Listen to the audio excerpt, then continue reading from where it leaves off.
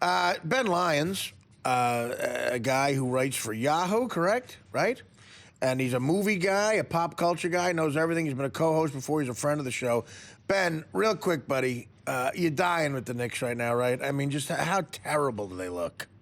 Can someone tell J.R. Smith that nightclubs are open in July? Really? I mean, come on. The guy's banging Rihanna before he's got a ring. That's not allowed. No, it's not allowed, and they just look horrible. They just look outclassed, outworked. Amari Stoudemire needs to go to Fashion Week and never come back. I'm so angry right now, Artie. It is. It makes me angry. They're playing. They're really not showing up, man. They're not showing up, and again, you get lulled into it as a Knicks fan. Maybe there's a shot. Maybe there's a shot. But in all honesty, like Chris Mannix just said, this series should be over. They stole a game. The Pacers just completely outmatched them. Yeah, when you see Taylor Hansborough pushing guys around, it makes you realize, okay, this team is not as good as we thought they were. It's been a tough couple of games in Indiana, and we'll see what type of effort they put forth on Thursday night. But no, I feel horrible right now, and I'm on the road. Yeah, I'm a diet like your buddy Mikey. Like I'm eating Subway sandwiches everywhere. It's disgusting. Well, listen, doesn't it aggravate you to see this new crop of stars that are courtside? Like our Jack Nicholson is Jason Sudeikis, apparently. I mean, and I don't mind Sudeikis because, listen, here's the thing. He's a big basketball player, that guy. He's supposed to be a great player. He went to Kansas or something. But he's a Kansas guy. He's not a New York guy. And this broad he's... When you're a Saturday Night Live guy, you become part of it. Yeah, but this broad he's dating, Olivia Wilde, has these seats. I'm sick of her. Enough of her with the seats. She's in the paper every day watching a Knicks game. Like she knows what a high pick and roll is. Soon if you're there every day watching a Knicks game, then you start to earn a little credit. At least we don't have David Beckham showing up there, who's just there. These Knicks fans who do come, you see your boy Sharippa, and you see Sharippa, yeah. And you see, we had a strong fan base of celebrity fans. I mean, who's sitting the courtside in Indiana? Yeah, well, that's what I mean. But at least they're real people. At least they're real Pacer fans. We have phonies. They're just phonies. I'd rather see you there, man. I mean, you're a real fan. Yeah, the camera can't find where I sit at the Knicks game, Artie. Yeah. The lens doesn't go that high up. You can find Soon Yi and the stupid push she has on her face every night. What's the matter with her? Come on. I don't like it. Well, let's talk movies. Well, let's talk the movie business because I as a Knicks fan, I'm disgusted as well. You excited for Fast and Furious 6, Artie? You got the ticket already? Well, listen, I think they mailed in 4 and 5, but I hear it's going to be like a Rocky Balboa situation where the 6 is going to be a critic's darling. No, give me this in the movie business. I know you know gossip. What's the under-over on days before Brad Pitt gives the heave-ho to Angelina Jolie after a double vasectomy? I mean, how long before this guy wakes up and goes, I'm Brad Pitt, what am I doing? Well, he's got a movie coming out this summer called World War Z. Big zombie, huge apocalyptic movie. It's kind of to remind everybody, I'm an international movie star. I know I've been making arty-farty movies the last couple of years trying to win an Oscar, and that hasn't worked out. So, I'm going to go... get a big fat paycheck and do a zombie movie. So that's what Brad Pitt's doing. I don't think he's going to leave Angie anytime soon. But he's reminding everyone this summer with World War Z that I can get a page. I can actually get paid to make movies. He's in trouble, man, with the looks department. He's hitting a wall because he's on the cover of some magazine, and I thought it was Spade. I was online at the supermarket. I thought it was David Spade for the entire time. I said, what is Spade doing on the cover of Vanity Fair? And I said, did Spade kill Are you excited for grown-ups too? I was going to say, did Spade kill another assistant or something? I said, what's he doing on the cover of Vanity Fair? And then he's got a big summer movie this summer. Grown-ups. Well, that's true, but I mean, I found that it was Brad Pitt. Now, what about your boy Leonardo DiCaprio, your best friend there with The Great Gatsby? Did you see The Great Gatsby? I have, yeah. It's I love how the movie's set in the 1920s, and there's the Empire State Building, which wasn't built until 1932. I know, he wrote that. He wrote it 6 years before it was even built. And the Empire State Building, you read anything about F. Scott Fitzgerald, that the Empire State Building symbolized a New York that made him suicidal. He came back from Paris and was like, I hate New York City now. And also...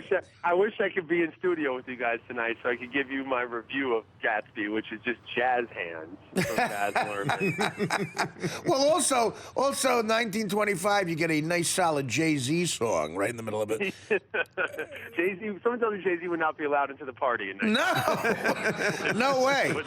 Putting that out there. F. Scott Fitzgerald's lunatic wife Zelda's allowed in before Jay-Z. So did you like the movie? Because the 1974 one or 5 one with Robert Redford, a disappointing movie. Yeah, and Faye Dunaway was miscast in that one, and I think Carey Mulligan was miscast as Daisy in this one. Was she? I like her. I like her, but not a good Daisy. Mulligan, but she's not striking enough to have that kind of role. For whatever reason, that material just cannot seem to be translated to the big screen. The 3D in this is useless. Anytime a movie is on the shelf for 8 or 9 months, it's usually a bad sign. This was supposed to compete for Oscars last year, and they realized it wouldn't stand a chance. So they tried to make it a big event movie for the summer, and I think they just missed the mark. It's not very good. Well, because of your guy Leo, though, it made like $50 million, so they're fine. Yeah, he's doing just fine. That always helps. John, any thoughts on the movie business? Is John Ritchie my co-host? Yeah, my kids and I love the Iron Man series, but I hear that you and everybody else in the world. I guess so. It's making huge numbers, but I hear it's not as good as the other two. What's your take on that? Hey, John, I got a question. If Robert Downey Jr.'s character, Tony Stark, Iron Man, if he's having flashbacks to what happened at the end of the Avengers, and he's supposed to pick up where that left off, and there's a terrorist bombing his house, where's Captain America? Where's Thor? I know. Why can't they can't show? I guess they couldn't get the Chris Evans deal done in time. Jeremy Renner, my house just blew up. You want to come help me this afternoon? What are you up to? Jeremy Renner. The movie has to connect, or it doesn't connect. This one felt like it was dipping its toe into the Joel Schumacher Batman pool. Yeah. It felt sticky and comic-y and not in a comic book way, but in a slapsticky way. And, when you're making these movies, John, for people in Germany and Japan and England to all go out and spend their money on, like, what's the common denominator? Oh, people are stupid, so we're just going to make this as dumb as possible. Yeah, no, I mean, Hollywood really missed the mark. Sometimes Hollywood does that. Sometimes it looks like Hollywood's just going, look, most people in the world are dumb. And they are. But, summer movie season, Artie, yes, it has lots of big blockbusters, but there's a movie right now called The Iceman, and I don't know if you're familiar with Richard Kuklinski. I haven't seen the movie yet, but I am such a fan of the Richard Kuklinski documentaries that have been on HBO. I can't wait to see this. Yeah, Michael Shannon plays a hitman from the 60s through the 80s who's responsible for over 100 hits. The movie's got Winona Ryder as his wife, who had no idea he was living this secret life.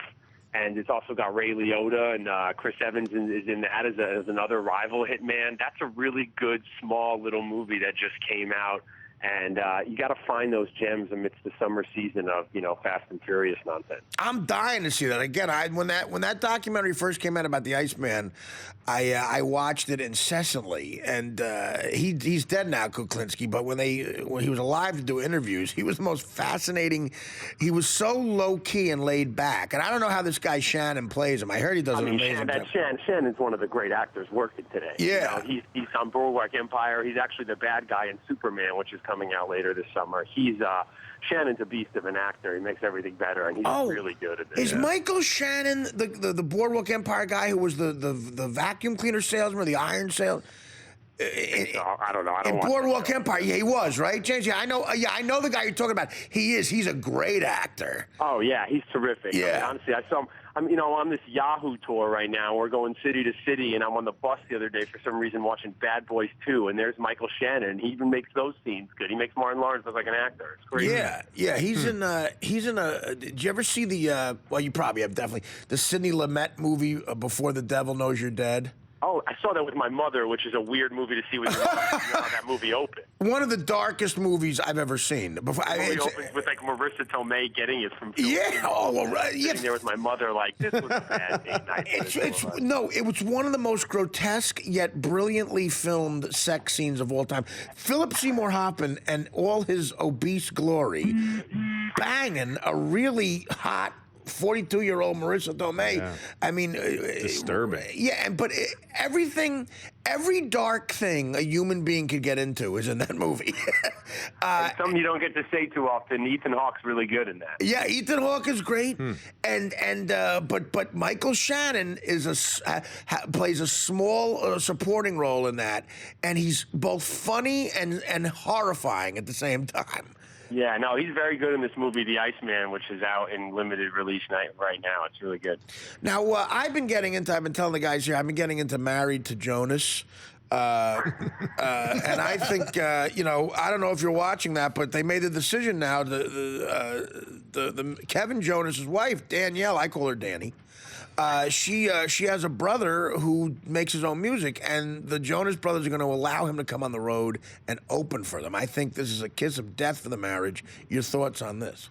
Well, we're on the road with Yahoo, and we have the Lumineers and Imagine Dragons and Kendrick Lamar and Macklemore. So we've got like some real artists, John Legend. I think our tour slate is filled right now, unfortunately. So sorry to Danny Jonas over there. Artie, I left you 3 months ago in New York, and now this is what it's come to. Well, listen, I was on the road flipping through On Demand, and I see E's pop culture promo, which I defy any human being with vision or hearing to not be taken in by that. And I watched Married to Jonas. What can I tell you? I'm into it. Yeah, I've been thinking about you, Artie, because I've never done a road trip like this. I'm in a new city every day with Yahoo, and life on the road is tough. It is. What's the secret to getting through this? I wake up in Milwaukee, and I'm like, where the hell am I? I got a I got a 6-letter word. Starts with H, ends with N. Come on. Now, don't get into heroin.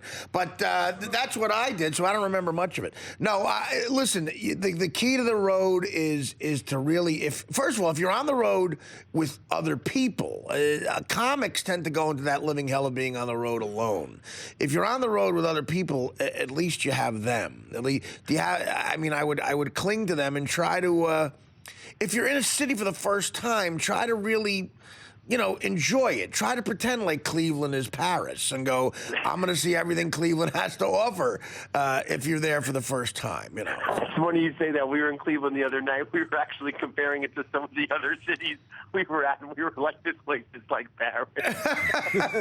Right. You just said that. Of course. It's like Paris. And I mean, but try to embrace it for what it is. There's a lot going on in Cleveland now. You can go by that house, the Castro house. We went to the Indians game, saw Nick Swisher, who's the big guy now out in the Indians after leaving the Yankees. He had a home run the other night. We were there. It's true. Cleveland, we were actually just saying it was Paris compared to Columbus and some of these places like Cincinnati and all these kind of crazy spots. So yeah, we're in St. Louis now, and we're heading south. So it's been a wild few weeks, and we got a few weeks more. So you're in St. Louis? You're a stand-up guy, and stand-ups know the road. Okay, St. Louis. I'm going to give you my favorite place to go in St. Louis. Do yourself a favor. Go to Crown Candy and get a BLT and a chocolate shake. Done. Okay? It's in a bad part of town, so if you got heat, pack it. But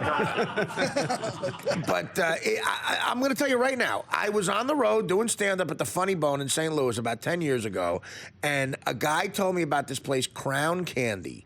And any St. Louis person will know where it is. You go there, you get a BLT. It is the best constructed BLT I've ever had in my life. The perfect distribution of bacon, mayonnaise, lettuce, and tomato on fantastic, like just toasted perfectly rye or white toast. And it's just wonderful. I can't describe it. And it also has wonderful candy and ice cream.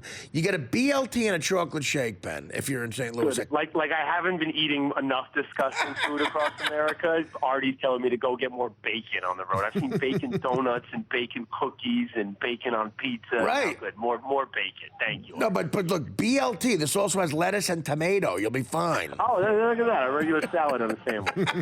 You'll be fine. You know what? I wish I was kidding. If you have time, go to Crown Candy, get a BLT and a chocolate chip. I'm definitely going to take you up on that. Well, listen, we appreciate you calling. You got any? Do you think you could give us a basketball prediction, leaving your personal views out of this? Do you think there's any? Yeah, here's a basketball prediction. Those silly towels they give you when you go to a Knicks game in the playoffs, they're all going to end up on the court on Thursday night. We're going to be fooling and out on 7th Avenue looking for where the next bar is. Yeah, by the time the fourth quarter starts, you're going to get blown out on Thursday. You're right. I really think that. So you think the Knicks will lose the next game and just bow out, huh? That's the difference, Artie. I'm in L.A. with all these Lakers morons, and they think they're still going to win the championship, even though they've been out of it. And as a Knicks fan who still has a chance, I know towels are going to end up on the court. You're right. And that's another good point with New Yorkers. Those towels just create litter. They're creating litter on 7th Avenue. That's all they're doing. Just mail the trophy to the Heat. Just mail it to them right now. That's enough. It's enough. Everybody get their white linen out, and Jimmy Buffett can get drunk. And I know. We all love the Miami Heat. It's the Miami Heat. All right, Ben. Next time you're in town, please come by. We love you. And Crown Candy. Tell them I said hi. They know me there. I will. Sounds good, buddy. I appreciate it. Take care. Ben.